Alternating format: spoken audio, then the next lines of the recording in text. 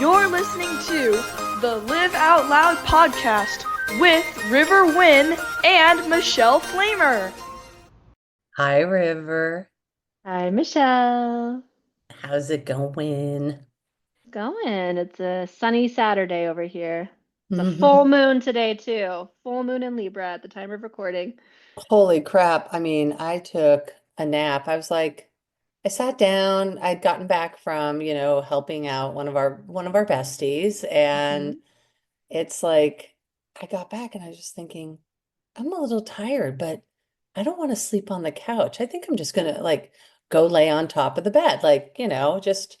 And so I put my black mask on just because there's Hmm. enough sun. This way Cooper could look out if he wanted to look out the window and stuff. I didn't want to just make it all dark in there.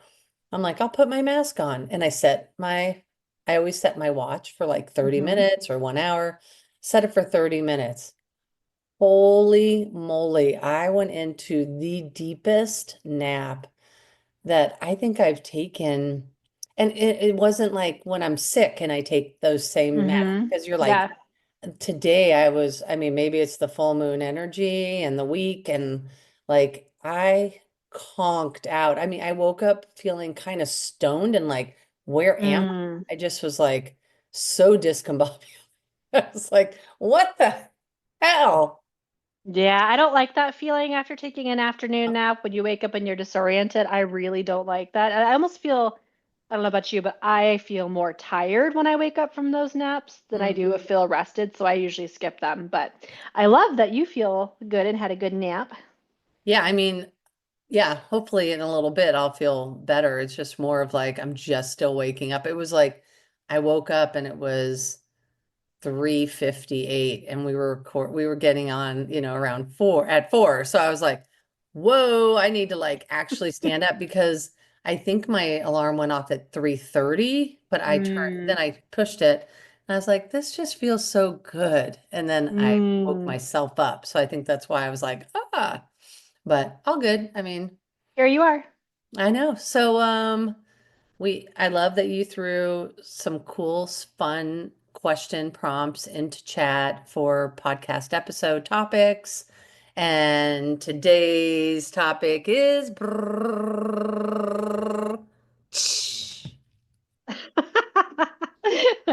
I like this topic, and it is like how to phrase this, like thinking about wanting love yeah, when you're single, yep.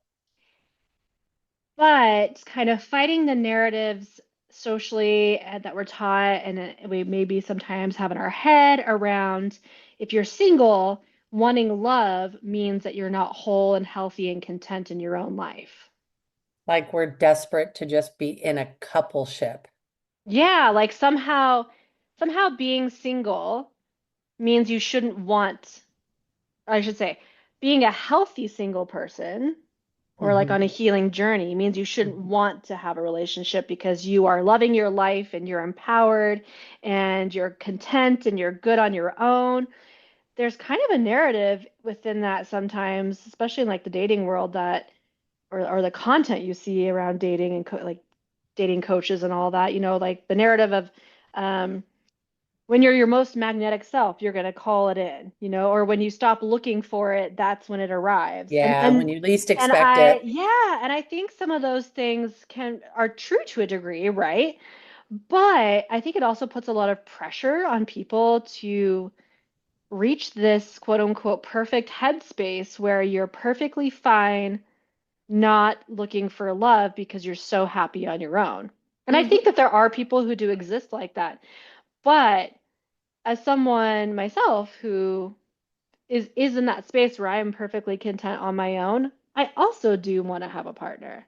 Yeah. And so I think we should explore that as a topic. Yeah, so this episode is going to be for the whole radiant, capable humans out there who still long for deep love and are done apologizing for it. We're not making apologies. No, I think the two can be true, though. I mean, obviously, it's like we can. I mean, I've been very honest, especially around my friends and stuff. And they all know that I cherish and want a very deep love. Not, and it's the kind where it's like, and I'm okay with that. Like I Mm, so am okay with knowing that I love partnership, but it's not going to be the same partnership that I always thought or had in the past. It's going to be so different because I'm different and because I've had such a unique journey over the last 3 years. But beyond that, I think it's okay to want it. I'm also, like you said, like I love being single, but I have friends who are like, I am so okay if love never finds its way back to me because of me loving myself, where I want to be. I don't want to necessarily ask anybody for permission anymore. Like whatever that comes, whatever the little baggage might come with a relationship. For me, like many memes out there, it's like again, it's just they have to add value to they they have to create and like add peace to my already mm, peace. mm-hmm.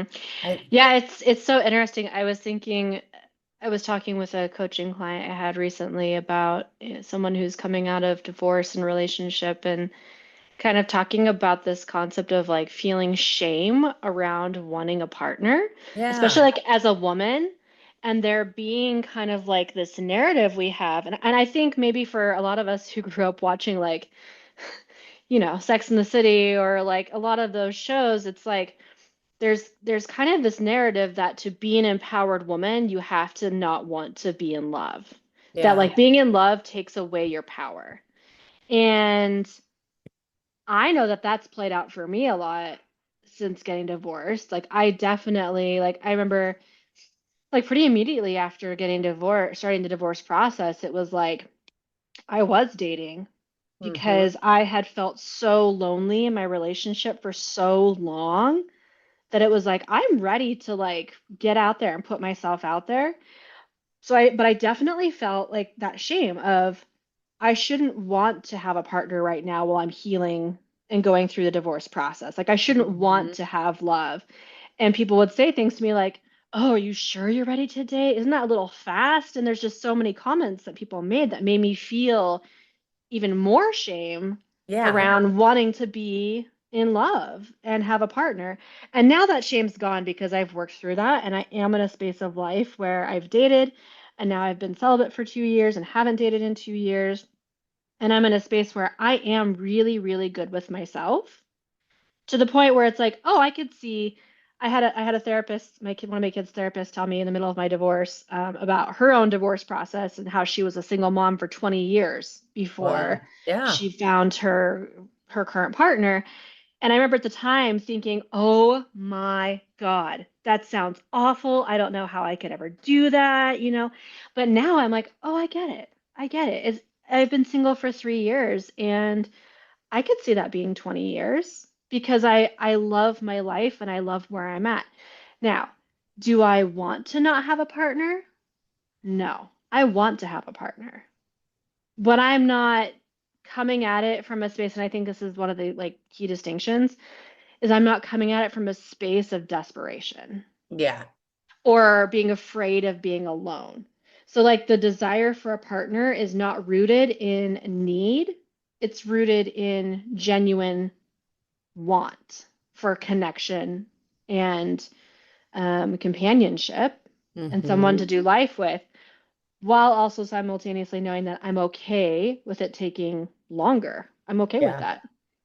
I mean, at the end of the day, I think when you've had some pretty significant relationships in your life already. I Hmm. mean, I can speak because I'm like in another whole decade from you, basically. Yeah. It's like when you're in your 50s, um, the list changes. I mean, and speaking from me being a breadwinner, I make pretty good money for a single woman. You know what I mean? It's like Hmm. I really don't need a partner for the basics. I don't need Mm-hmm. someone to come in and like, offer up, the daily grind with me. Like I don't need that.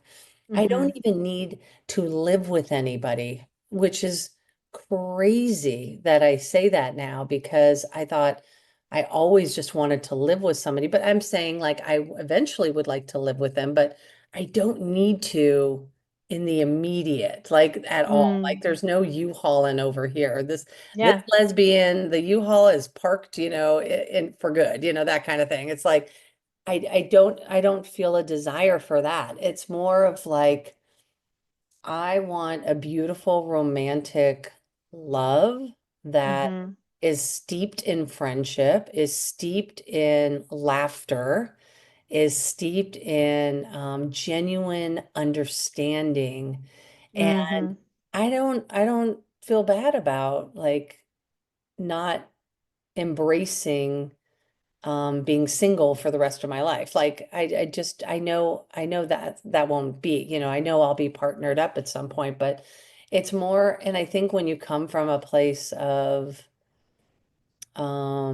like you kind of said, like there's no desperation, there's no like inefficiencies in my life at the moment. There's no You're not looking for someone to complete you. no, exactly. I really am Yeah. not. No, That's you want someone to expand with, you want someone to grow with, you yeah. want someone who they don't have to be a whole person themselves because we're always growing and expanding, but like you want someone who's on your level and I wants the want, same yeah, things. I want us to be two whole people, Hmm. and I don't need enmeshed. I want us to have our whole lives. I want to cheer her on in her life. I want her to cheer me on. I want her to add value to Caden's life, no matter what age this person comes Hmm. at, it comes well, no matter what age Caden is when this person comes strolling through.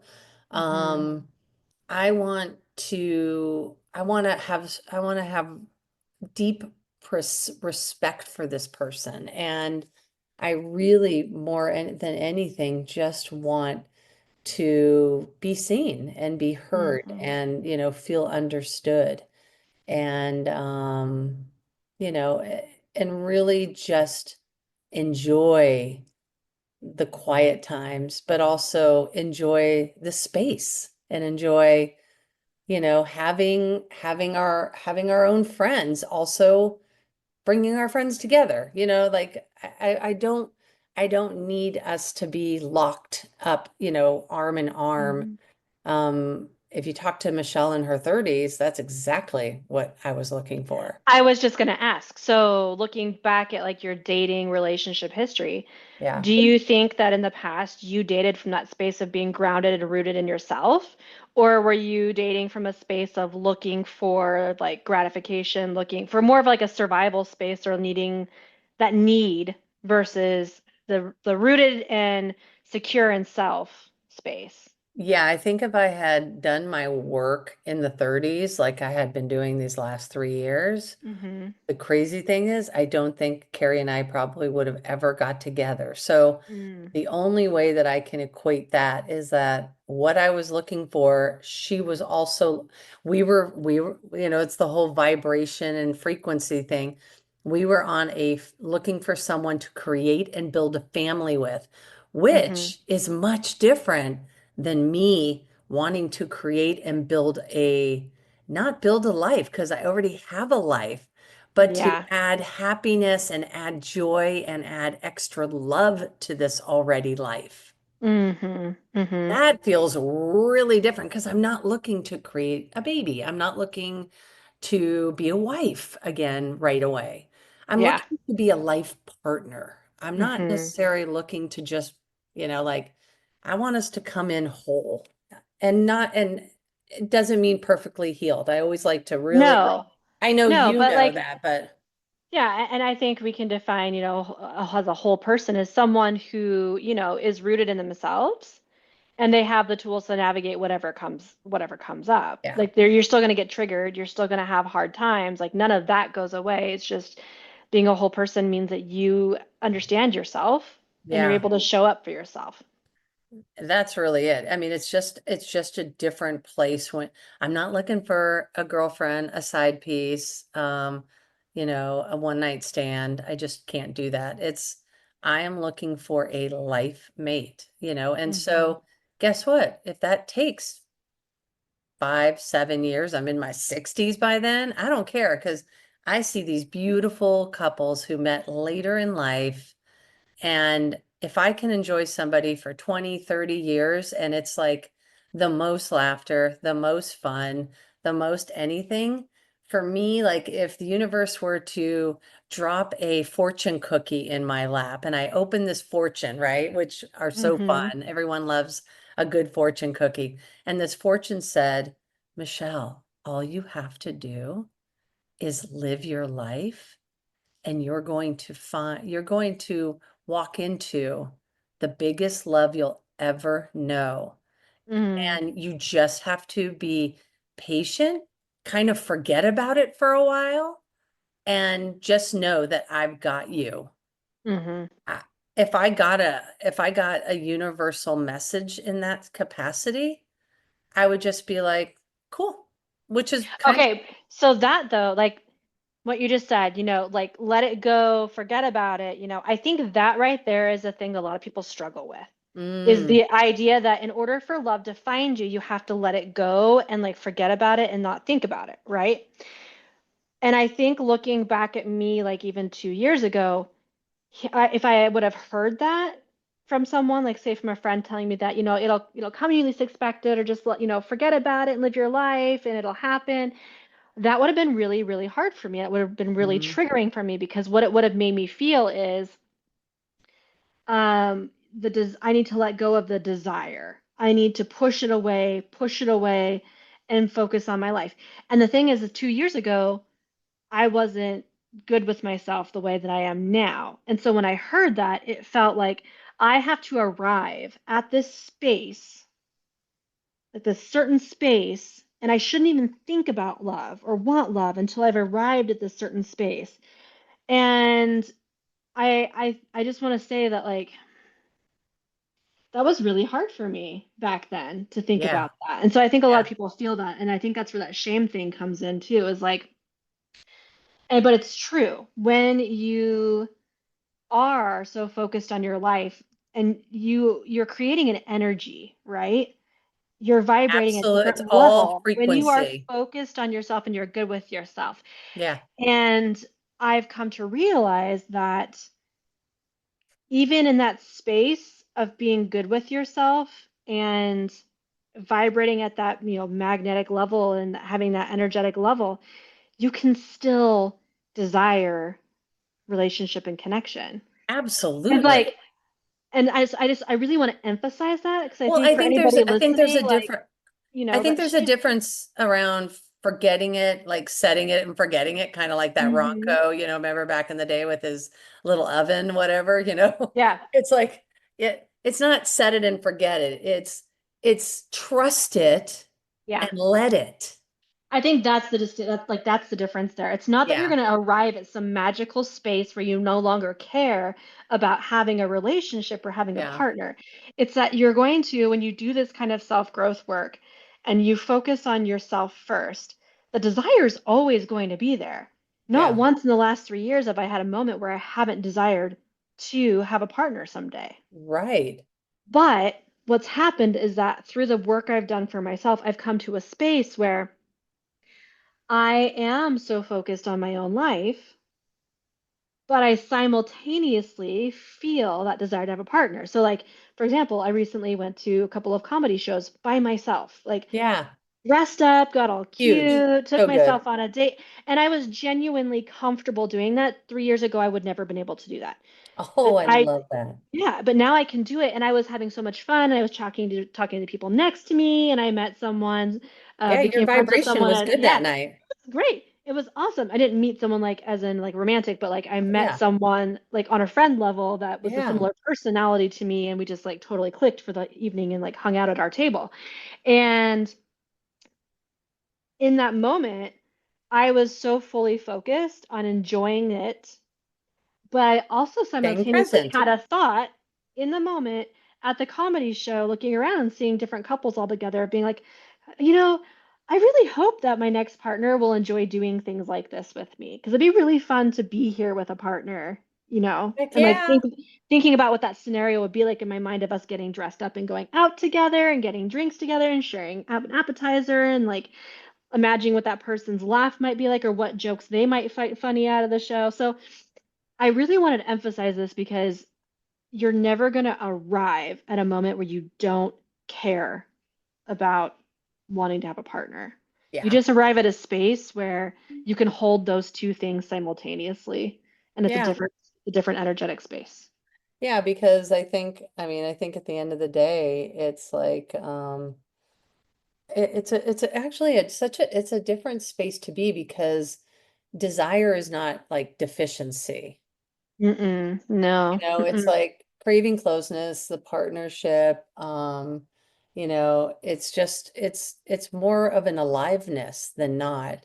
And mm-hmm. also when you kind of look at like cracking yourself open a little bit to allow love in, I think there is a time and space where your frequency or energy or just, yeah, I mean, it's just, you might think you're walking through the world and you might like stand a little bit higher. I mean, for people who might not recognize when something is regarding frequency, aliveness, vibration, and if they're newer in their journey of being single or of even like a spiritual awakening, I think it's more of like those pieces of where you're just like, everything's really kind of going my way this week. Mm, It's like it kind of shows up like that. Like you get to the coffee shop and someone just says hello to you and the line is light and fun.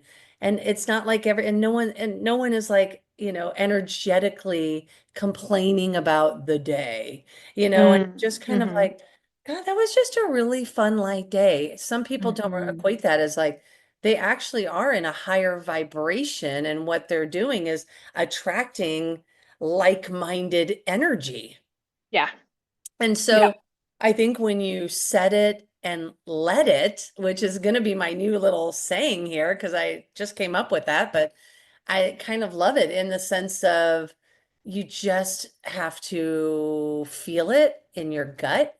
And being a generator, that's very easy for me to say, like when I'm vibing on stuff. But I genuinely do. I want someone who has like a whole big, beautiful life. I want to be curious about that person. I want to like go, wow, how did you get there? Like, what was your aha moments? And I want to be in that type of energy. I don't want to feel like, does this person find me attractive? Or, like being in that like space of, is the gray zone, which I always say. And Yeah. some people love the gray zone. I do not. I'm not a I do gray zone. not either. Just give me that clarity. Tell me you like me. Cool. Then we can move on from there. Doesn't mean Yeah. we're going to get again, I'm not going to get the U-Haul. It's just cool to No, but know that it's you nice to like know me people's and I like intentions. you. Yeah, their intentions and like their authenticity and what they're thinking and not having to pull it out of them. Someone said to me, one of my friends said to me a while ago, when you're on those dating sites, you're shopping. And I was like, I think ew, I said that. I don't know if it was you Because that's or how I feel about it. It feels like you're shopping. yeah. And It does. I don't like that. It's a It weird really caught me. energy. It's a Yeah, weird energy. I don't like the energy of it. That's why when I am on dating apps, I'm very like intentional about how I go about it because I don't like it is if you're just sitting there swiping, it starts to feel like you're like scrolling on Pinterest. Just totally. waiting, just waiting for something to catch your attention. Uh-huh. Because for me, it's like it's really hard when I'm looking at these people. Because like I said, my former codependency, I'm like, but I am like, I find myself nitpicking like, is that their house or is that someone else's house? Like, are they really that messy? Like I start to really think Hmm. about because my space is somewhat minimal and clean. You just never know what you're walking into when you meet a complete stranger Do you know what I find myself asking now What? is what space are they dating from? And Ooh, I that's so like interesting that. because like so I'm watching Love is Blind right now, right? I'm Oh God, yes. binging Love is Blind. I'm Yep. on season 3, right? And one of the couples in season 3, one of them said something and they've people have said this all throughout the series so far. People will say things like I'm here because I just don't want to be alone anymore. I'm Yeah. here because I just don't want to do life alone anymore. Or I'm or tired of being alone. or I And love and or the posts where they say real quick, um, I don't really know what I want. I'm new here. It's like, yeah, like on dating apps, wow. like on dating apps, I immediately would swipe left on someone who's like if it says relationship goals and they say still figuring it out. And I because I mean like that's an energy level. And so like I'm Yeah, never surprised on Love is Blind when the couples who are like, I'm here because I just don't want to be alone, pick the wrong person for them, but then they try to make it work. Or yeah, like on season 3 right now, like sorry if you haven't watched it, this is a spoiler, but like there's one person on Love is Blind, she got, rejected by two different men before then accepting her proposal from the third person. And the thing going through my head was, okay, in the course of 10 days, you got rejected by two men, and then you took the proposal from the third one at the very end, at the very tail end of things. right. That to me just says you're dating, you're here because you just don't want to be alone. That's that desperation energy. Totally. No, we don't want that. No. And so, as I'm going into dating and thinking about that and just kind of like holding that with an open hand, the question I have for anybody I might date is like, what space are they dating from? Yeah. No, it's true. I That's mean, one of my questions. I want to know who taught us how to be fucking needy in these moments. Is that a social thing? Like women can be so fucking like we just think, oh, like I mean, like what are it's so interesting that I think women have been taught this part of dating or courtship or partnership until you get into like your late 30s and 40s and you start to figure out life a little bit. But I think in our 20s, we're really taught like get through school, get married, have kids. It's like it's such a socio norm kind of thing. And I just think Yeah. rethinking relationships and partnership kind of moving forward. I hear so many women now that like have separate rooms from their husbands or like a Rich Roll and Julie who have a beautiful 25-year marriage at this point and he sleeps outside. I mean, I just think we've stopped. I think for a while there, people stopped realizing that they can create whatever partnership they want. I think my generation, people who are in their late 30s right now, mid to late Yeah. 30s, early to Millennials. yeah, millennials. I want to say that I feel like we were coming off of our parents' generation where feminists existed, right? A lot of feminism, feminism was there, right? But it was like you're either a feminist or you're the stay-at-home getting married mom who went to Mm-hmm. church. Totally. And there was probably a lot in between, but I feel like there's two like very clear stereotypes there for women. It was like either you're a feminist or you are becoming a stay-at-home mom is Yeah. kind of what my mom's generation was. That's what happened with my mom. My mom wanted to go to college. My mom wanted to have a career, but she grew up Christian, super conservative. And the Mm-hmm. narrative was, yeah, you can go to college, but then when you get married, you have to settle down and be a stay-at-home mom. So that's what she did, and she resented it, and we could feel her resentment. And so for my generation, it's like I think we're still coming off the tail end of like a lot of the heteronormative gender roles, conservative religious values that is at the core of our American society around dating and love. And I think we also are working with some of the remnants of where marriage originated from as being a resource. Marriage is a resource for women. And Yeah. so I think now for a lot of women in their late 30s, like myself, it's like we don't have to be married. Like I We don't. have a question for you. So, like I think this new movement, and it's not so new, but I think it's really going to be profound in the next few years, is more of a commune, it takes a village kind of movement, where women are wanting to live on properties and, coexist with Mhm. other women in their tiny houses or, whatever it looks like. But really, like if you wanted to have that kind of life, how would it be to like bring a man into that world? Do you think your person would be okay with all that? Or do you think it would With like community living? yeah. I don't know. I haven't really thought about that. I mean, for me, with my lifestyle, community living isn't really a thing for me right Yeah. now. That's And cool. I don't know that I would like do that really long term because I like my space. I like my Yeah. freedom. I like my space. Like if I Yeah. can live like communal living, but like my yurt is like half a mile away from everybody else's, Yeah. I'd be Which is good. possible. And I've thought about like as a single mom, as I'm approaching like rent increases and things like that, and being on summer break as a teacher, um, I've considered, finding another single mom as a roommate with, and cohabiting like that. And I can see so much value in that and like sharing the load of, cooking and cleaning and utilities and getting kids different places. And like you watch my kids while I work and I watch your kids while you work. I can see so much value in that. But I also don't like, I like my privacy. I like my space. Hmm. It's been 3 years since I shared a home with another adult. Yeah. And I like my I space. mean, granted, everyone But I has their love own it for other space. people. I Yeah. love it Yeah. for other people. And Yeah. so for me, that's not the vision, but like I love that for other people. And I see a lot of value in that. And I think that there are a lot of people who are shifting into living like that. And I think it's Yeah. cool. Yeah. I just was curious, like if you were going to go into an alternate type of lifestyle other than just, house, kids, that kind of thing, what you would. I'm such a nomad at heart, really is what it Mhm. is. If I didn't have kids, I'd be living in a camper van. Totally. I You know. know, You'd be doing I would. photography all over the Or place. I'd have like a small, like 1 or 2 bedroom apartment somewhere that's home based, and then I'd be living on the road, Yeah. Yeah, just living totally. out in nature on the road. Like that's probably how I would live my life if I didn't Yeah. have kids. Now, as someone who has kids, it's like I have home base. I'm still getting to travel a lot on the weekends.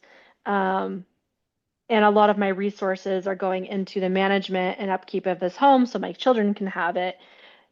But I also value my freedom and my space. And that is something I'm having to think about as I consider dating in the future because at the age of 37, I've only cohabited with 2 men in my life, aside from family members and roommates.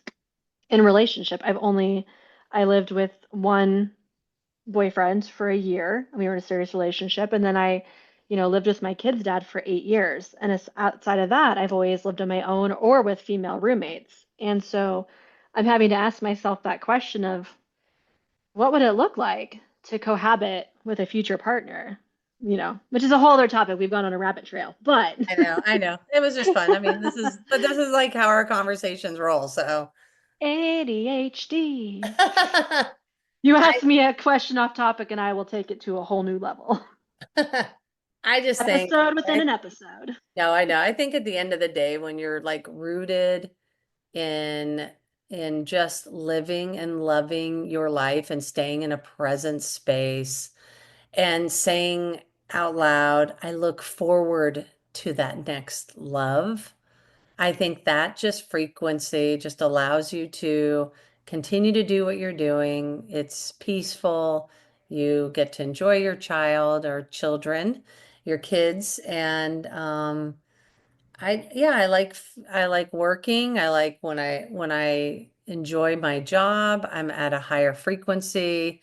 When I'm riding the Vespa, I'm at a higher frequency. When I'm around friends, I'm in a higher frequency. I think just being rooted in that wholeness and knowing that love will come and just feeling that solid force of knowing, of a knowing. We've talked before about like dating yourself as a solo person, you know. Yeah. And I think it's just so important, but also don't put your life on hold. You know, don't put your life on hold to Yeah. find that person because the reality is that when you're out living your best life, that's probably when you're going to meet your person, which is another cliche, like a cliche thing to say that I used to feel so frustrated about. But I think that's true because the more you're actually living in the present and enjoying your life, you're so much more engaged and you're so much more open and people feel that and they're interested and curious about you and you Hmm. know like I'm making more friendships, I'm meeting new people, and a couple of years ago I wouldn't have done that, you know. Yeah. It's And I really think you shouldn't put your life on hold to find a partner. It's like life doesn't begin when you find a partner, it's just a new chapter of the life you're already living, so okay, live your life well. but do you feel like you need to be out there actively seeking partnership, like on the dating apps or I think that's up to each person. I think like for me, it's looked different for me for the last year than it's looked for you. You know, you've been a little bit more actively dating, and I've been more on the dipping my toes in the water of thinking about dating. yeah. But like not, and like yes, I have a dating app still, but for me it's been very much like kind of like in a holding pattern a little bit, Yeah. I think, Yeah. of feeling ready for it. But other things in my life have taken a lot of my energy and attention. And so I'm not out there actively, although I have given my number to two different people, nothing came from it. But I'm still kind of in that holding pattern of like, I like this spot where I'm at. I like this sweet spot where I do enjoy my life. I love where I'm at. I love with my time with my children. I love my freedom. But I also do want to have a partner. I'm just not quite in the space where I'm ready to push to make it happen, if that Correct. makes sense. Oh, totally. I And I mean, think that's a because great space to be, I honestly. mean, it's it's the authentic space that you're in right It's my authentic, exactly. And so I think, like back to your question, it's going to be different for everyone of what now. space they're in. And you know, if you're just getting out of divorce or relationship, I think it's perfectly fine to be out there dating. Like like the dating I did right after my relationship ended was so important and crucial to my growth. Like the first year, I dated three different people in the first year and a half, and it was like I needed those experiences. They were so purposeful, they were so meaningful. So much came out of it. I grew so much as a person, and it was like in hindsight, it was like each person was a stepping stone to where I am now. And if I Yeah. hadn't have had those experiences, I wouldn't be where I am now. So Hmm. I can't judge myself for having dated immediately after starting to get divorced because that was part of my journey. Other people probably would be like, I can't do that. I can't think about dating as I'm getting divorced or leaving a relationship. And that's okay too. I think you can't compare yourself to where anyone else is at, and you shouldn't shame yourself or judge yourself. You should just do what feels authentic to you. What does it feel like what if love never finds you again? Hmm. I've thought about that. Hmm. Like I said, my kid's therapist who had said, you know, that she was a single mom for 20 years. When I heard that come out of her mouth, I was like, oh, oh, that sounds so gross, you I know. And do I have those single moms who are literally they are literally the whole caboodle. They don't have have an ex-partner. They had the baby, by themselves, or for whatever instance, they are true full-time moms, and boy, they really struggle with finding time for anything for themselves. Especially I have under read 10, especially when kids are like really like under 10. there's a couple of dating coaches I follow who talk about that, like working with people who are intentionally single moms, like they chose to have like, you know, they did like Yeah, in I just wanted to vitro be or a mom. they wanted to be a mom. Then the clock was ticking and they wanted to Yep. become a mom and they just decided to do the journey and they're perfectly content with that. But you know, talking about how like, okay, how do I approach dating now as someone who had a child on their own? And you know, will I ever meet someone who's willing to take this on? And you know, I think no matter what your story is, like for me as a single mom of two neurodivergent children, the question I'm constantly asking is like, how will I ever meet someone who's willing to take on my children, because See, anybody who's in my life is going to have to be a part of my children's but life, right? the difference is you actually would create space for the right person. But that's the thing. No matter what your scenario is, if you're asking, will I ever, it's not a matter of will I ever. It's do I really truly want it? And That's right. how am I showing up for it? And what are the That's stories right. I'm telling myself? And what are the stories I'm telling myself that are blocking me from being open to it? Because if you're a purposeful single mom who took on motherhood intentionally on your own, and you have like maybe you're pregnant and you date this, what are the stories you're telling yourself? What, a man will never want to date a pregnant woman, or a woman will never want to date a pregnant woman. They'll never want to take that on. I will tell you, I personally know someone who met the love of her life when she was pregnant with her first child. And the Mm-hmm. person was younger than her, like by 10 years. And they met, and they started dating when she was like 3 or 4 months pregnant.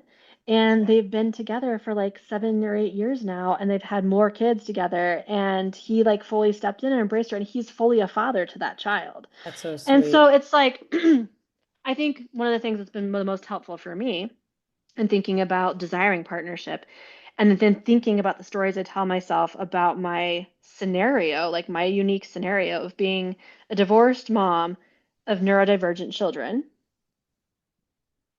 I look for people who are doing the same thing I am, who have found partners as expanders. And I found multiple of them, women who and men who are parenting neurodivergent children, and they have a blended family, you know? I love And that. so I look at that and I think, oh, it's possible. And so I'm Yeah. rewriting that story. So I think like no matter what your story is, look at what you're telling yourself about finding love and rewrite it. Mm-hmm. Find ways to expand it. If you don't think it's possible, look around you, because you are going to find examples of that being possible. Mm-hmm. Yeah. I think like you said, like all is true. I think the main thing is just understanding where you are.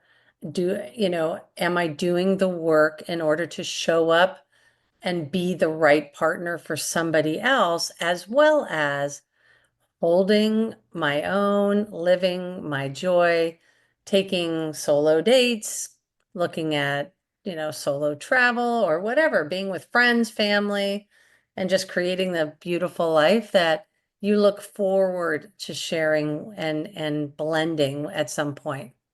And give yourself grace. Give yourself grace Yeah. in those moments when you're like, for me, it happened. I had a moment last night. I was watching Love is Blind, and there's this cute date scene, and I was like, oh, I really miss that. I really want Mm-hmm. that in my life. And I I just know. was like, I I had to sit in it. I had to sit in the feeling of it, because when we have those feelings, like that's our heart telling us what we desire, what we want. And that's valid. We get to feel that way. So just sit in it and be like, yeah, I want a partner. I miss that. That's okay. Don't the shame yourself one for the it. one thing that I realized is that I miss romantic vacations. I have never been on a romantic vacation. Yeah, but when you're seeing Love is Blind, it kind of it's like, God, that would be like how they get swept up and go to like a really beautiful island for a few days just to like connect and talk and be social with the other, contestants, I want to say, or the other couples. But that's the one thing that I really see. I look forward to that, but like the everyday stuff, like I just look forward to those experiences and just wanting to be somewhere with somebody and I'm excited for that. I'm looking forward to getting to know the little intimate details of someone, Mm-hmm. So like lovely. how they like their coffee, like Yeah. their mannerisms when they drive in the car, Uh-huh. what their body soap smells like. Yeah, yeah, You know, totally. like I look forward to because as someone who writes poetry, like I'm a details person, you Yeah. know, and I look forward to getting to know those things about someone, Mm-hmm. and being the one in their life who knows the most intimate details about them. Mm-hmm. But even when that happens, sometimes it still doesn't work out. And that's okay. Because you learn all these other beautiful things, and you can have gratitude around the lessons if you're open to the lessons. Just be open. Be open, stay heart open, but it's not about rescuing anybody. It's just about meeting and enjoying and adding value to one another's life. Yep. I love it. Thanks, Love friend. it. Thank you. I like your shirt today, by the way. Let it My bloom. my shirt that's covered in butterflies and wildflowers. Yes. So you. So It's so me. cute. Thanks, honey. Talk to you soon. Thanks, Pod Bye. Squad. Hope you were able to write a few notes down.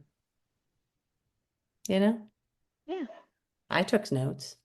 Takeaways. Yeah, I love takeaways. Share them with us. If you have takeaways, share them with us. I love it. Bye. Bye. If you enjoyed this episode today, be sure to subscribe and share because what do we say, baby? Sharing is caring.